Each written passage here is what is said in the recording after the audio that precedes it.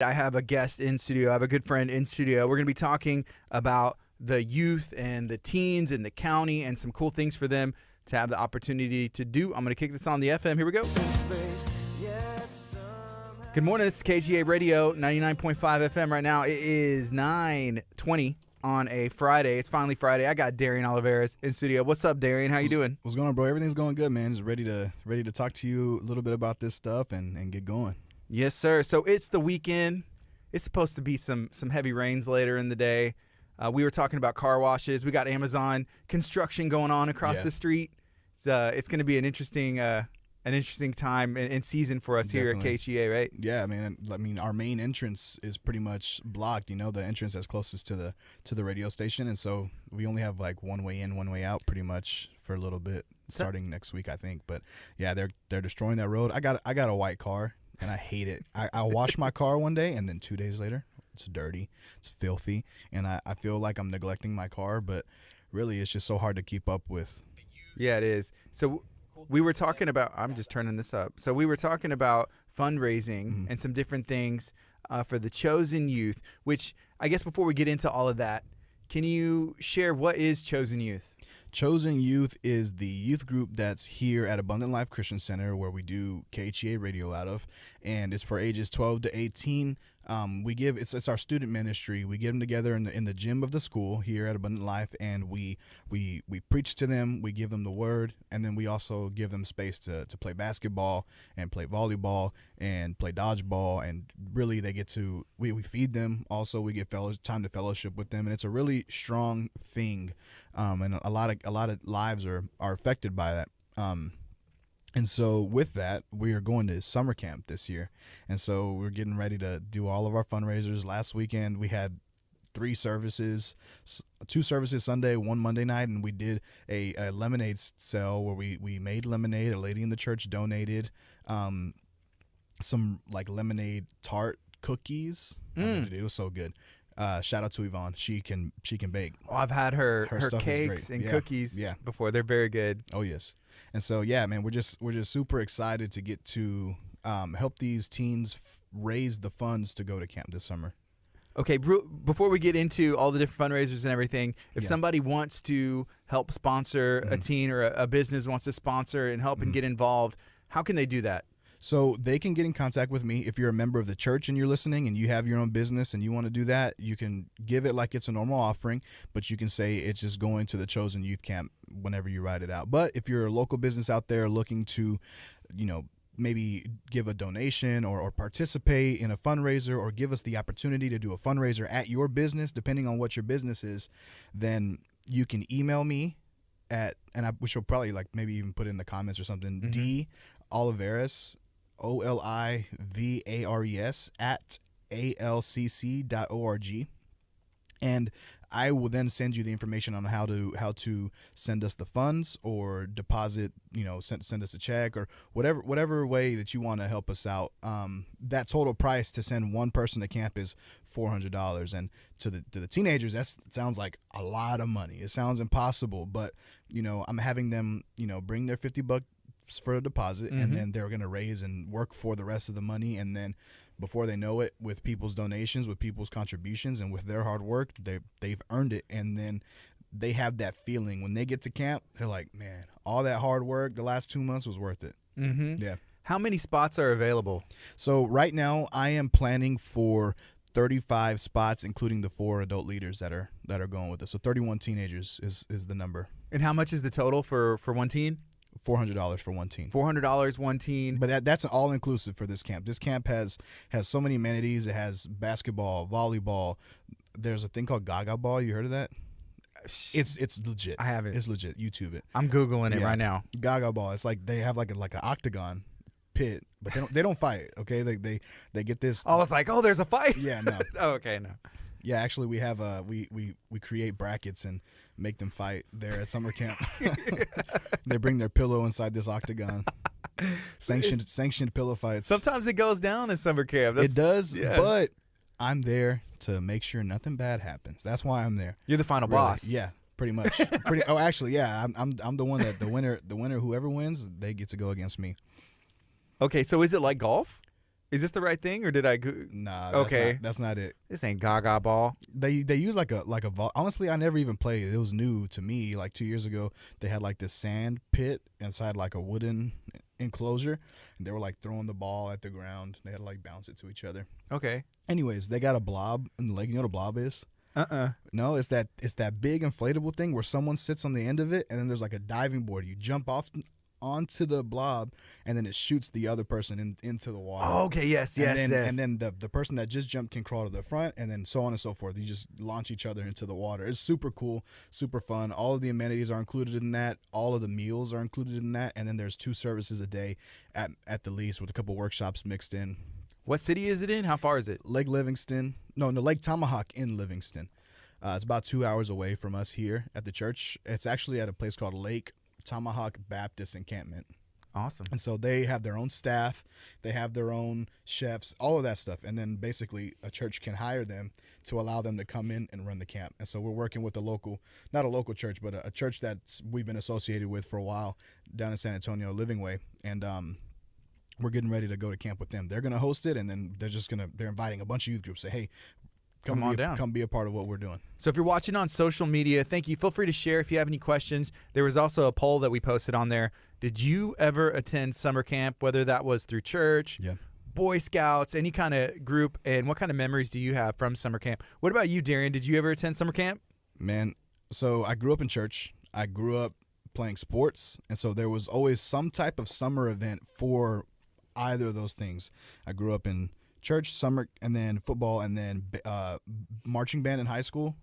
When I finished playing football, we also had summer band camp. Ooh. Yeah, so we didn't go anywhere, but it's not like band camp like in the movies where you go and you sleep in the dorms and you learn your instrument or whatever. But yes, to answer your question, there's only been probably 3 or 4 summers that I didn't go to a youth camp since like 2005. Even till current day? To this day. Was last year one of them? Last year was one of them because of COVID. So really you can discount. I think one is when I got one of my first jobs. And I couldn't get off of work. You're like, I'm about to quit. Put my 2 weeks notice in. Got to go to camp. Pretty much. Got to go to camp. No, but yeah. So 2005, see, I was 8 years old. I'm young, kind of. Yeah. But I've gone to camp either as a camper, as a kid, or as a youth, or as a chaperone. And now 2 years ago was my first camp as the youth leader for our group. So it's been kind of an interesting journey. But yeah, dude, summer camp has I've had so many memories growing up from getting carried. I remember they made us do a relay race with one of our pastors when my first summer camp there, and I remember I was so like nervous and I didn't want to come. I was still kind of in my shell. Like I wasn't always a shy kid, but like in that moment, there's a bunch of kids there that you don't really know. And I remember he picked me out of the crowd to do this relay race with him, and this camp had like 1,000 people at a discovery camp. You ever been there? Yeah. Oh yeah. And so he had to carry me on his back around, and they did like a relay race with all the leaders, and they had to pick one kid to carry around the whole church. It was a fun thing. He said, "I'll pick you." Yeah. He picked me, and that kind of helped bring me out of my shell for the rest of the camp. But man, if it was stuff like that or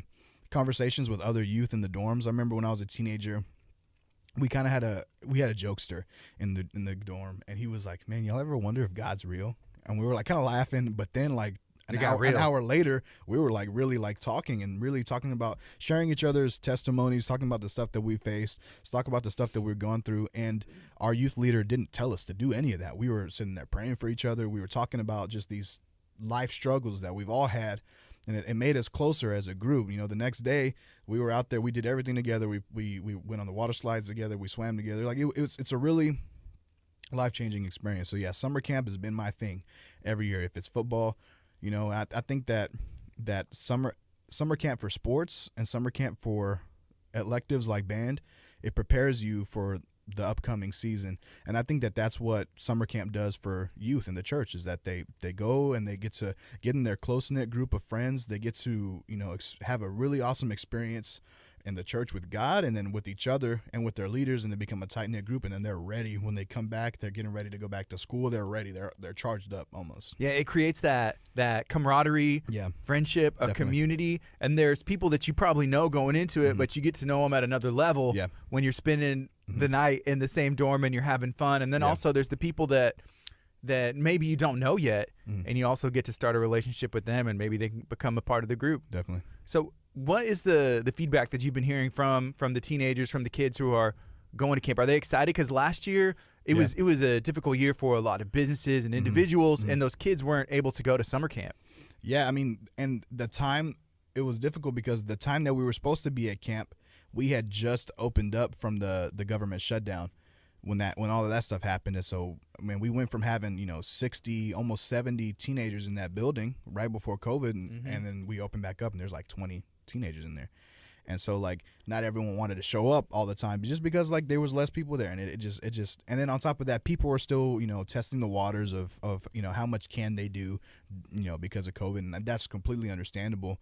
But I had a teenager that showed up this past Wednesday for the first time since March of last year, just because of just the COVID and staying home and being cautious, and it's really, everyone's on a different timeline when it comes to that. But yeah, they're all super excited to get to do this, and it's like they get to get that back, that year that they lost, because last year we had actually already done a couple fundraisers. We had the dates in for the camp, we had all the information, the packets were printed, everything, and then they said that they had to cancel the camp. And so that was a tough blow to the teenagers, to say the least. But the good thing is, when we started fundraising, we already had a little bit in our account, so that we could use to kind of get going here with the just making sure we get a bus locked in and sending a deposit into the camp, all of that stuff. But they're all super duper excited. And I'm excited too, because whenever I'm in that environment, I turn into a kid almost. Yeah. It gives the teenagers a chance to be a kid and be young again, and kind of just like unplug from the real world. I'm sure there's going to be cell phones and everything out there, or maybe there's no service, but still. That's the thing, man. We went to 2 years ago. Our camp was like north of Abilene. It took us like 7 hours to get there. It was a drive. Is that why this one's 2 hours? That's what I'd be like. We're going a little bit closer this time, right? Yes. I hope. At least I hope. Like I hope it doesn't take us 6 hours to go on a 2 hour drive. But what happened was, we were so far up there. I remember we were out there, and those big wind turbines. Wind turbines. Yeah, I couldn't even think of the word. It was like just hundreds of them on each side of the highway we were on. I say highway, really it's like a two-way street in the middle of nowhere, it seems like. And so they had no signal out there whatsoever, but only the leaders had access to the Wi-Fi and stuff. And so the teenagers were trying to roach off the Wi-Fi from me. But most of the time when they're out there, all the people that they would be talking to are either already with them, or they're too preoccupied to even worry about talking to people. And they'll still have the opportunity to communicate with their parents if they need to, and their parents can always contact us, because we make sure that we have service and stuff for the adult leaders. But for the teenagers, it's kind of an opportunity to unplug. It's not like we're out there pitching tents and we're in the middle of nowhere. I think it's more so that we're in dorms. There's AC. Thank God. It's the middle of summer, middle of June. Yeah. In Texas, we got AC in this dorms, and it's just a really, really good time. And so the first couple of days they're kind of like shell shocked, because they don't know what to do with their life, because they're so dependent on their phones. But then they come out of their shell, they start having fun, and you see them. They're hanging out with. I'll see them hanging out with teenagers I never even met before from other churches from the other side of Texas. I'm just like, that's cool. They made a friend. They made a couple friends. Thinking back, whenever I went to youth camp, I went to Discovery Camp a lot of times. Went to some other camps as well, but we didn't have cell phones. Like when I was a kid, cell phones, like they were out, but like barely. I got my first cell phone when I was 18 years old. So all those summer camps, I didn't have it. So there was no connection, but now it's different, because even for my son, it's like, well, I mean, he's 8, my oldest, but he doesn't have a cell phone. But just always having that line of communication, I'm sure that's a little bit different, because a lot of these teenagers, they're used to it.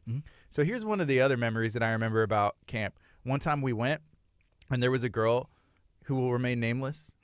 I mean, if anybody watching or listening, they probably wouldn't know her name anyways. But she found, at the time, it was like the love of her life. Okay. And he came from another church, and we were leaving. and she would not get in the van. I promise you, she stayed. And her mom was one of the people that were on the trip as a counselor, kind of coming with us. Yeah. And she was like, "Mom, no, I'm staying." How old is she? She was, I mean, we were teenagers. She was a little bit older than me. I was probably 15. Okay. So she might have been 16.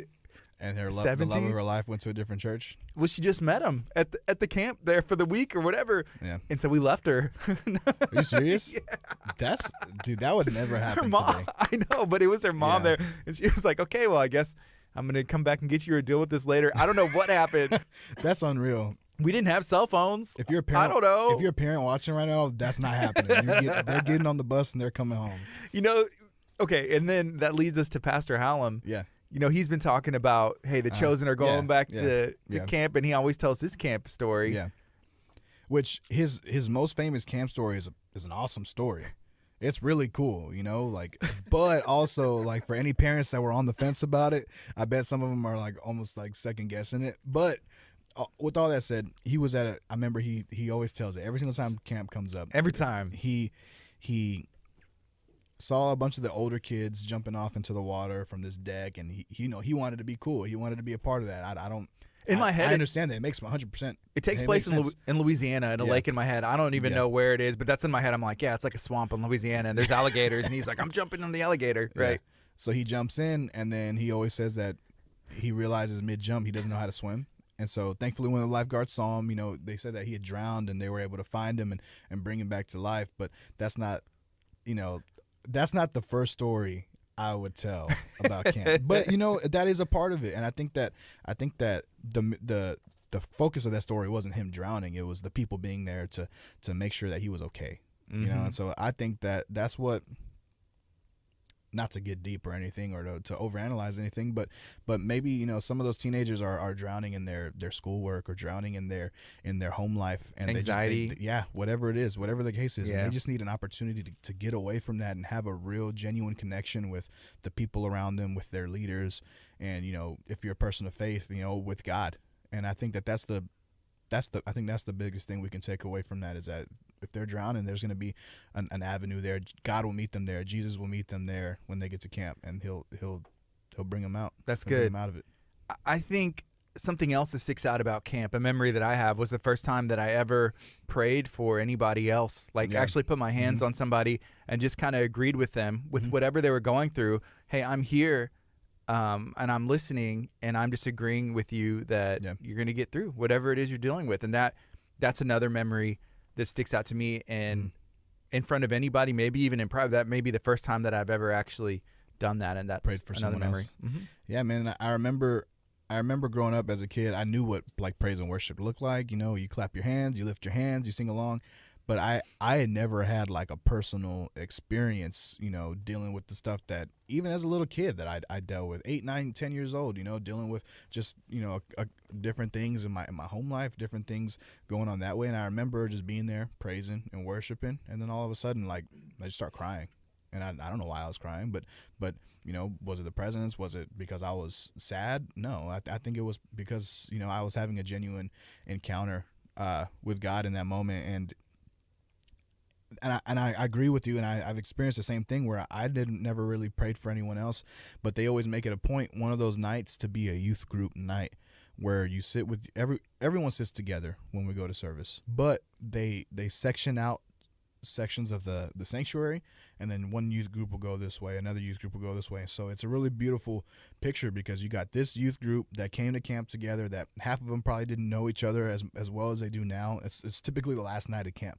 And they're there, and they're just praying for each other, and it's a really cool thing to see. When you've been trying to pull that out of them, to get them engaged, to get them doing things, to get them, you know, praying and helping others.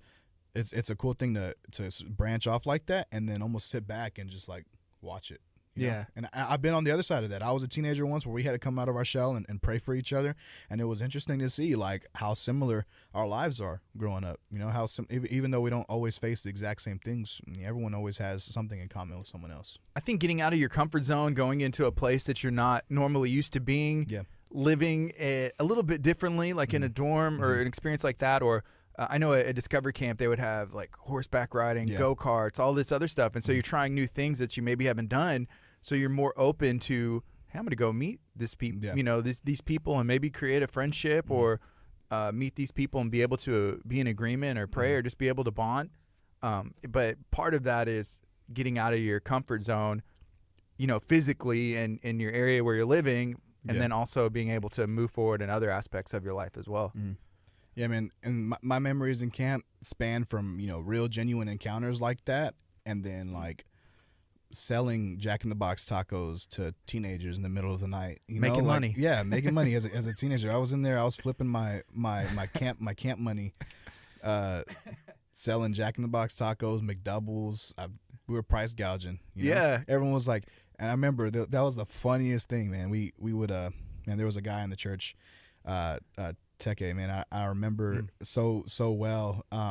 One time because he was a part of the people. Okay, so for those of you that don't know me, my older brother was our youth pastor also, and so I kind of got away with some stuff that, most other people wouldn't have gotten away with. But I wasn't a bad kid. Okay, don't think I'm a terrible kid. But I remember he came back and he had this half drinking sweet tea and he sold it to a kid for $7. and then I remember just like I remember we'd sell each taco for $1 and double the profit. And so Devin, he'd go into town because he had his car. He'd make these runs, and then he'd make me be the person that sells it. I would go around and get orders. All right, who wants tacos in here? Who wants McDoubles? This and that. And then I'd come back, and they're like, wait, it's $1 for one taco? I can get $1 for 2 tacos at Jack in the Box right now. I was like, well, can you? You can't leave the dorm. You can't leave the camp. It's the middle of the night. If you really want it, you're gonna have to pay my price. That was what I was telling everybody, and it was just that's one of those fun experiences too, where you get to. I'm not telling you your kid's gonna get ripped off at camp, but they're gonna be spending their money on food and stuff, so it's gonna be a good time. Yes. Okay. So here's a couple other memories I have at camp. So I would have been like in 6th grade maybe, and they had these horses that you could ride, but they told me I was too big. And I've always been a bigger kid, but they said that they were ponies. And I'm like, I don't know. There's a horse, and I'm in line. I waited in the whole line to get up there, and they're like, you're too big. I'm sorry. And I was like, man, it kind of hurt my feelings a little bit. Yeah. It embarrassed me. But that's too tall or what? I don't know. They didn't clarify, and so I was like, all right, I guess I don't get around it. So that's something that stuck with me. I'm sure I've told that story to my wife. I don't know how many times. And then here's another one. Yeah. So a lot of times when there's dorms, you'll maybe have like fun wars, whether that's like Nerf guns or pillow fights. Nothing crazy with other churches or even within your own. And so you got rooms and rooms, and it's like us against them, right?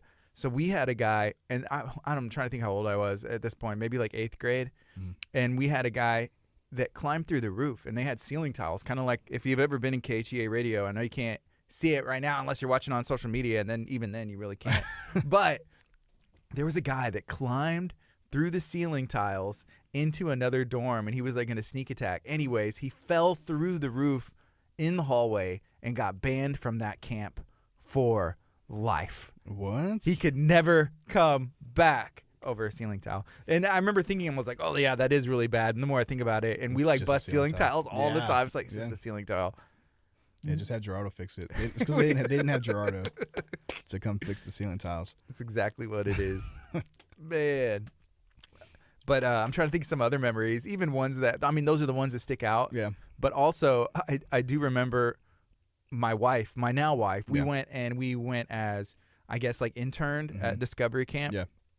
And I remember her telling me later that that's something that stuck out to her, just seeing how I was with the kids and kind of joking around. And it was like a children's camp that she was like, man, I just always thought and saw that and was like, oh, you're really good with kids and stuff, and stuck with her and I tricked her into marrying me. Yeah, there it goes. That's so that was it. That's how it goes.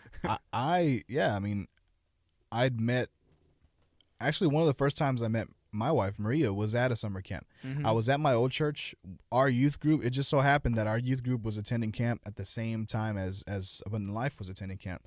And I'd seen her in passing, but also like I actually remembered her the next time I got to actually meet her and talk to her.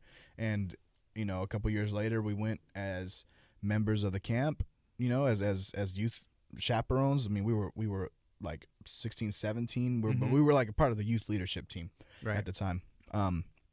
And so I just remember, those relationships that spur from that stuff. And I remember the church we're going with, we've had like a major thing every single time that we go hang out with this church. One of the first times we went as leaders together, we were still dating, and we was in San Antonio. Their church was in San Antonio, and we went to the Riverwalk, and we were going just to take pictures with the youth group.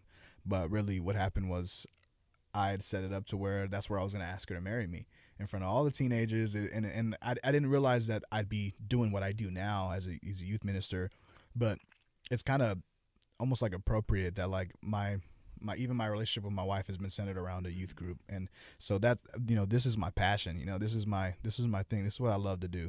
And so with that being said, these are, I'm not saying you're going to find your wife at youth camp. You could, but the serving and being a part of it, even after, I got some kids that are in that 19 to 20 range that they didn't go to camp last year, but they want to come back and they want to help me as a part of the youth leadership team. And so we're going to make that possible for them. I think it's a really cool thing to see someone grow up in church. Cap, right? DiCaprio, that's my boy. I remember I used to visit Abundant Life every once in a while when I was a kid. We had the Super Bowl parties here. We had all that stuff. Even though I was a member at the other church, Devin was here at the high school. He grew up here after he left our church. And so I remember seeing Cap as a kid while we were kids. I remember going in there and seeing him. I remembered him because of his name, because his name was DiCaprio and his nickname was Cap. I just thought that's always stuck out to me, Cap. But now he's grown. He's in college. He's doing well, and I'm only 4 or 5 years older than him, but he's going with us this year as one of our youth leaders. And so I think that's a really cool thing to see. Growing up in church and making friends. Yeah, being a leader, seeing the kids grow up, and and good kids. Yeah, and pursuing their dreams, going in life, finishing school, making good solid choices, and just being able to stay involved. Yeah. There's a question that came in. This is from Lisa. She's watching on Abundant Life's Facebook page. She wants to know, when is camp? When are the dates? June 14th through the 18th. That's a Monday through a Friday. We're going to show up here at the church on a Monday. We'll leave probably around 1 because we have to load in and be there at 3. So we'll probably leave at like 12:30, give the bus some time to get over there. And then we're coming back Friday morning around 9 or 10 o'clock. All right. And where is it at again? Lake Tomahawk Baptist Encampment in Livingston. It's like 2 hours away. Okay. What are some of the activities that they have there? You got swimming. You got the blob. You got basketball. They got the courts. They got food. It's fully staffed by the people that run that camp. And so basically the church pays the church that's hosting it pays to host it there, and they take advantage of all of the stuff that they got, all of the amenities. So food, all the meals are included. The services are on point. They're fire. It's really cool to be there. But then also, again, like I said, we got swimming, we got basketball, volleyball, sports, and also we do this thing called colors. All right, and so it's not colors, but basically it's randomized, and every single teen is assigned a different color at the beginning of camp. And so when you get that color, it's like red, blue, yellow, and green. They split it up to where it almost forces you to be with kids from other churches, be with kids from your youth group. You're separated, and then it's called something wars. I wish I could remember what it's called. But basically, we do all kinds of challenges: volleyball challenges, tug of war challenges, tournaments, stuff like that. But it's a mix of all the different youth groups that are there, and it's really cool because it almost forces you to make teams with people that you never met, and so you create friendships for life. Is that Lisa from the church that's asking? I have a membership coming here with the kids when Aaron was still a kid, and I remember he stood out to me because he was way better at basketball than all those other kids. And sure enough, now he's comes, hooping. Yeah, he comes and he plays. He plays over at Dickinson, and he comes over here to the church, and I can just tell he has it. Whatever it is, he's just a little. I'm not trying to throw shade at anybody, but he's just a little bit, more fundamentally sound than the other kids. But that's because, he's been doing it his whole life. So. Put the work in. Yeah, that's what happens. Doing the work. Hey, here's a comment. This is from Christina Cortez, now Christina Haley. So her and her husband own Tink's Towing. She said, "I remember Darian having the fro." And she said, "You were always such a sweetheart." Oh man, which I agree. Thanks, man. Sweetheart part. Thanks, bro. Appreciate it. Nah, dude, I wish, man, that's so cool. I did have a fro Yeah. when I was younger. On my Instagram, sometimes I'll randomly go back and choose to delete photos that I posted. Yeah. I was like, this wasn't a good idea. Yeah. And so there's one that was a great idea, but it's you playing guitar in the youth. I don't know. It has to have been like 5-6 years ago. Yeah. But you have the Ninja Turtle costume on playing your Fender. Yeah. Well, it was my brother's birthday that day. Again, my brother was a youth pastor, and for some reason, I always ended up being the one in the costume. That's just, I was the gorilla in one of Pastor Josh's sermons.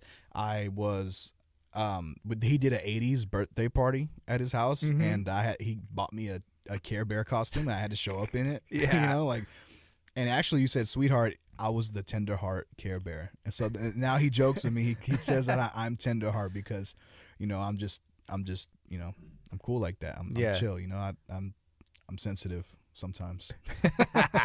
Hey, the other day, so, okay, you reminded me of whenever you would always get volunteered. I remember when there would be like dance-offs at youth. I'm not sure there's still dance-offs, but you would always be in there and you can dance. I can move a little bit. I'm not gonna lie. Which it leads me to whenever we went and roller skated. Yeah. Shooting some film for Tex, you were like, yeah, I could. You know, there were some girls there. They said they could roller skate, and they could. But like, you were the best skater there, just kind of moving, grooving, keeping it cool, right? Dude, all of those. I said it to you when we were there. All of those birthdays growing up at the roller rink paid off yesterday. It led to that moment to be there. I wasn't even supposed to be in the video. I wasn't even supposed to be in it. It just it worked out that way. And then they were all talking mess. They're like, yeah, I can skate. You know, I know how to roller skate. And then they're all like. They look like baby giraffes. Yeah. They're like, but it's been a while, everybody. Yeah. Oh yeah. Yeah, but that's over there at Tex. And you were talking to Caroline and some of the staff there about maybe doing a spirit night, which would be cool for some local businesses. Definitely. What does that look like? So what we're trying to line up with them is that we want to go and have a flyer printed that would but it would go along almost like a coupon or something that it gives them a special rate for X amount of activities, and then a portion of that comes back to the church so that we send them business and then they send us back, you know, some funds in return. And so I'm still working on hearing back from them on that. But if you have a business that does something like that, maybe you have a car wash business, you have, you know, you cater, or you have a restaurant and you want to donate meals in return for us being here and selling them, and then you're being a part of sending, you know, teens to camp. You heard all of the different stories. That's not even beginning to scratch the surface of all the awesome things that I've experienced growing up in summer camps, whether it's football or youth or even marching band. But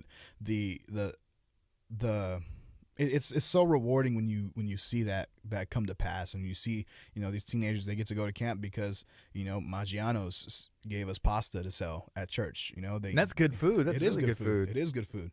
And so we were able to line that up for this Sunday. So this Sunday after service, if you come to church this Sunday, come buy you a plate, $12. You know, like that, and that's the kind of stuff that we're wanting to do. I know it doesn't sound like, man, $12 is not going to help a kid raise $400, but it adds up. And really, you know, it's because of donations like that, and because of, you know, people that believe in what we're talking about donating. It's because of that teenagers are able to go to camp and get, you know, have their lives changed forever for the better. Mm-hmm. And I think on Wednesday y'all were selling, I think even Sunday as well. These kids they're working and putting the work in. Yeah, oh yeah, they're working for it. I told them, I was like, look, you know, I know it sounds like a lot of money, but if you set some money aside, go home, do some chores, call your auntie and uncle, you know, like hit them up, see who's willing to you know, invest in you. And then here, you know, there's I've seen it happen multiple times when I was a teenager going to camp, and then a couple years ago when I went as one of our youth leaders, I saw it happen where an adult saw one of the teenagers. They were just outgoing. They were helping. They were really helpful. They were killing it at the fundraiser. And they're like, you know what? I want to pay your way to camp. And then they just did it. Yeah. You know, and so you never know what doing that work looks like. Also, I don't think I've ever heard of a kid showing up to all the fundraising events, putting that work in, and then them not having enough in their account, not be able to go. It doesn't work that way. Yeah. We'll always make sure that we're going to make sure that we raise the money somehow, you know, and so that's our goal, you know, and this year, because of COVID and because they were still trying to work out some stuff with the camp, you know, we kind of got all of our information kind of later into the game than we would normally. And so I'm assuming that there's going to be a lot of, you know, not leeway. Obviously we have to pay what we have to pay, but you know, they're going to understand the camp is that we have to raise this money, that we have to do it. Yes. Whenever I was a senior, I went to Abundant Life Christian School in Lamarck. That's where I graduated from. We would always go on senior trips. So we went to Scotland. And I remember at the beginning of the year, them saying the total, well, it's probably going to be about $2,000. Wow. And it always sounds like a lot. But we would do random fundraisers. And next thing you know, it was just paid for. And you got to go on a trip of a lifetime. Yeah. And that was always fun. But I don't think, my parents, I mean, me now, I need to ask my mom, did y'all pay anything? And I'm sure maybe they did. And obviously making sure I had, all the right clothes because it was freezing over there and everything else. But it was an awesome memory that I'll remember forever. And I also remember every year that I ever went to summer camp. Mm-hmm. Sometimes it always blends together. Like the further I get, it's like, was that the same year? But you always remember. Mm-hmm. Yeah, bro, it's a great thing. I can't stress enough how important, being a part of that is. And if you have a teenager that comes to the church, send them with us. If you have, your business, again, if you want to reach out to me, my email's in the comments there. If you want to reach out to me about possibly setting up a fundraiser, and me and Gardy were kind of talking about this, and I don't know if this is official yet, but we were talking about even working out stuff with the radio station, that if you donate, if you do something, maybe we'll help cut a video for you, or maybe you'll get a special rate, or maybe you'll get a radio spot, or maybe you get to come in here and be a guest, and we're still working out exactly how that works. But we want to give y'all the opportunity to give and sow into young people's lives, because I know we always talk about, but kids are the future, but they are, but they need help now. They need help getting out of where they are now. Yes, and that is true. So hit me up if you have a business and you say, hey, I want to send a kid to camp, and we'll show you some love here at KHEA. Yeah. There's a lot of things that we can do, and we love working with anybody and everybody. So definitely. Always reach out to us. Again, Darian, how much does camp cost? How can they get a hold of you if they want to sponsor somebody, or they want more information, even to send their own teenager? Yeah, so I put my email in the comments, but it's Olivares, Olivares @alcc.org. You can email me for more information, but it's $400 per teenager to go to camp, and that cost includes all of the amenities, all of their meals while they're there, and it's really 4 days, 4 nights of camp. And so they really, I think that's pretty fair when you start to add everything up. And then also that covers their transportation, getting to and from the campground. We're going to ride in style. We're going to be in a big motor coach. It's going to have AC. It's going to have a restroom on it. So we're not having to stop for little Timmy that didn't think to use the restroom before we left for camp, That's awesome. There's a restroom on it. Yeah. And so we get to ride in style going that way. So that $400 includes everything. It pays their whole way there. And then on top of that, they can bring money to maybe buy a t-shirt while they're there, or get an extra snack or some candy, or buy some $3 Jack in the Box tacos. Whenever we price gouge it and sell it to them, because we're holding the tacos hostage.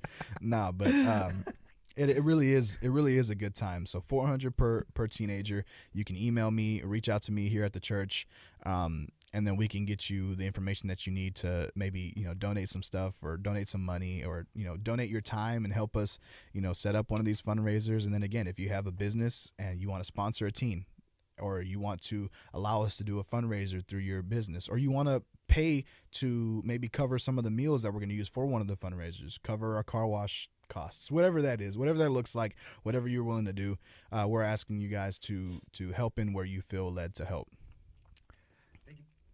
Thank you for hanging out this morning, Darren. I appreciate you. Oh, yeah, for sure, man. It's been a good time. This is KHEA Radio, 99.5 FM.